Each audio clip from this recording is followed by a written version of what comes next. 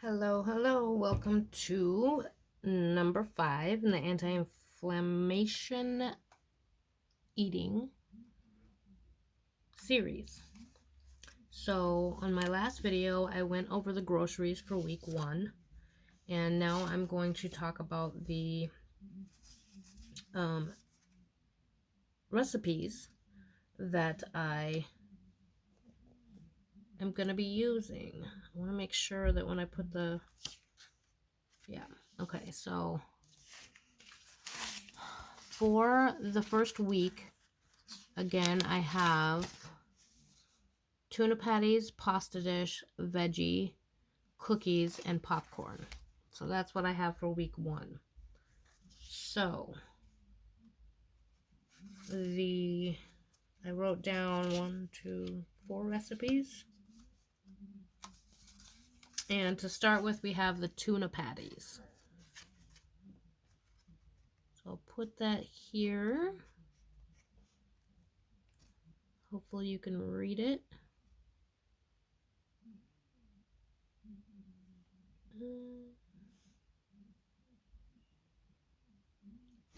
And excuse me. Out. Thank you. Puppy intruder. Okay, so for ingredients for the tuna patties, it's got 12 servings. And I got this recipe from the Gracious Pantry. So 15 ounces tuna in water, drained well. Oil of choice. I'll be using olive oil. 3 large eggs. 1 tablespoon lemon juice. 1/2 cup red onion chopped. 1 teaspoon dried parsley. 1/2 teaspoon dried dill.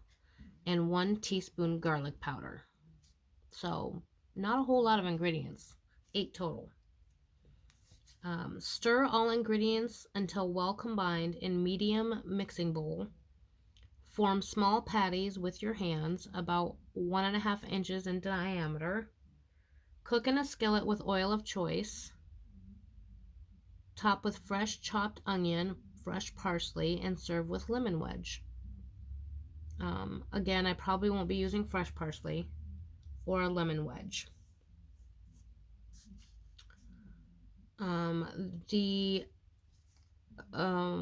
What is that called?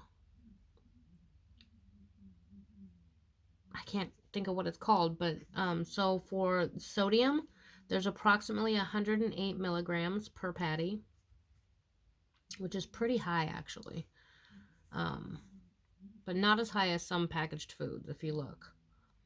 I started looking at sodium on packaged foods, I don't know, a couple years ago, and there's been many times that I'll put something back on the shelf because there's just no way in hell I'm eating that.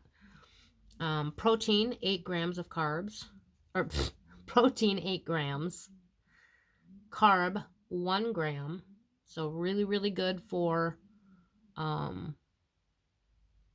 diabetics who can't have a lot of carbs, plus it's got a decent amount of protein. Calories, 54 kcal per patty. So this recipe is I like that it doesn't have a lot of ingredients. I like that it's kind of easy, and the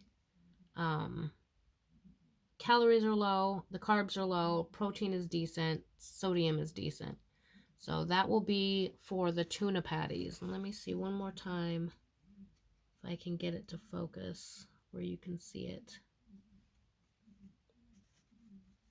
without shadow.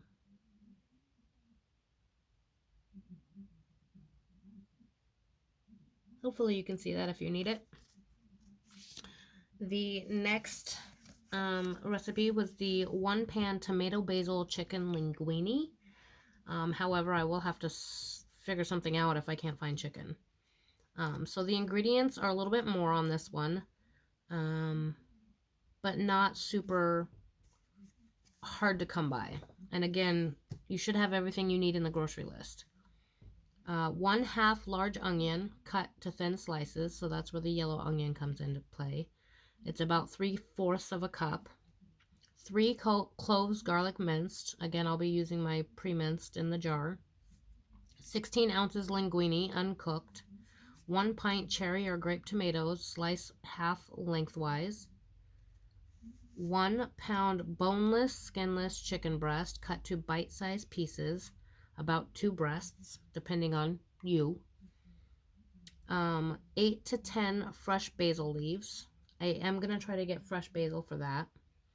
1.5 teaspoons salt, a half teaspoon pepper, a half teaspoon red pepper flakes, 1 tablespoon olive oil, 3 cups water, 4-ounce Parmesan cheese, fresh shredded. So I'm either going to use my jar can container of Parmesan instead of fresh, or I'm going to be, even though string cheese is mozzarella, I was thinking about shredding a stick or 2 of string cheese instead. So that is the ingredients.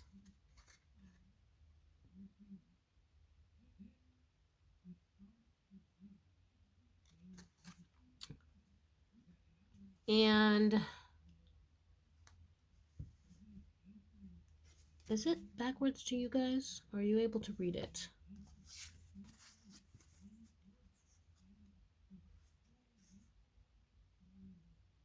I think it's backwards to you guys. Okay, maybe I'll go at the end just in case. I'll flip the camera.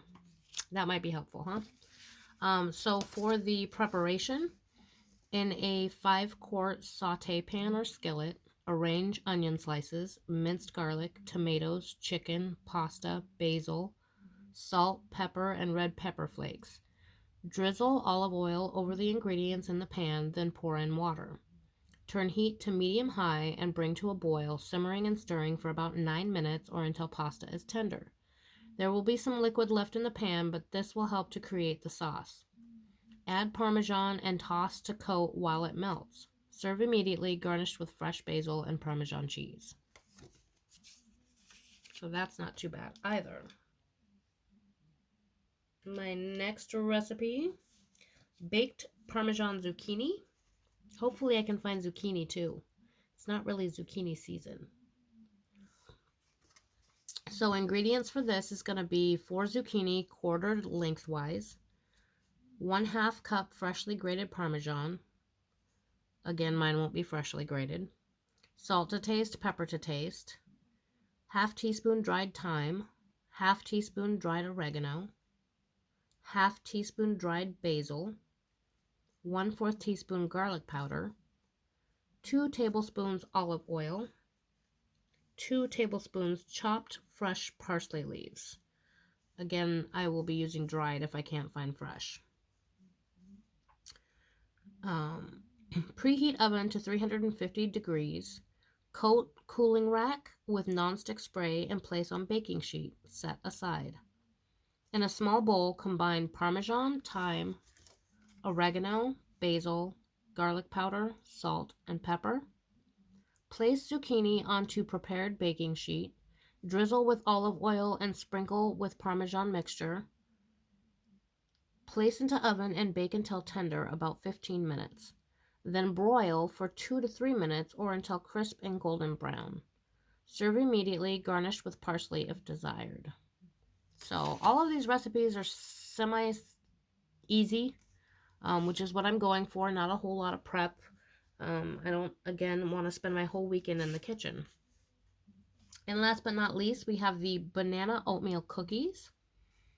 So these are, the preparation's a little bit more, I think. But the ingredients is nice and simple. So you're going to have 2 ripe bananas. For my household, I'm going to double it to 4. 1 cup quick cooking oats. So I'll be doubling the whole recipe actually. 2 ripe bananas, 1 cup quick cooking oats, 1/4 cup peanut butter or nut butter of choice. Optional add-ins are mini chocolate chips, raisins, walnut, and cinnamon. I will be adding hopefully the mini chocolate chips and cinnamon. I don't like raisins and I can't do walnuts. Preheat oven to 350 degrees. Line baking sheet with parchment paper. Ooh, I don't know if I have that. I'll have to look. Peel bananas, and I didn't add that to the grocery list either. Let me write that down real quick just so I don't forget. Parchment paper would go with the others that may be needed. Parchment paper. Shoot, I hope I have that. Well, I haven't shopped yet, so. Okay. Preheat oven to 350 degrees. Line large baking sheet with parchment paper. Peel bananas and add to a mixing bowl and mash with a fork until they are relatively smooth. Add nut butter, stir well. Add oats, stir well. Add any extra add-ins chosen. Using a cookie scoop or a heaping tablespoon to drop the cookie dough onto a lined sheet. Should get about 15 to 16 cookies. Flatten the dough with fork to about a half an inch thick. Then bake at 350 degrees for 10 to 12 minutes. Will look lightly golden and dry around the edges when done. Let cool on pan for at least 15 minutes, then ready to serve. Store in airtight in fridge up to 1 week. Can freeze up to 3 months. Also can be eaten cold.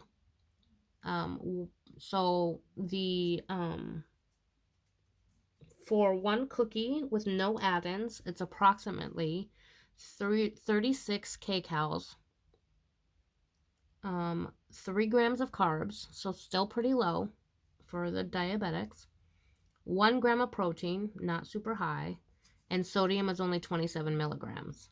So again, all very decent. I didn't write that down for all the recipes, by the way, but I tend to go with lower sodium, lower carb items just because I'm used to making sure that the food I'm making is appropriate for my husband, who needs low sodium and low carb.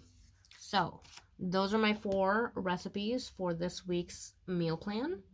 And let me flip the camera around. And is it going to let me? Yeah, let me flip the camera around. Hello? Maybe it's not going to let me. Can I? Hello? How do I? What's it doing?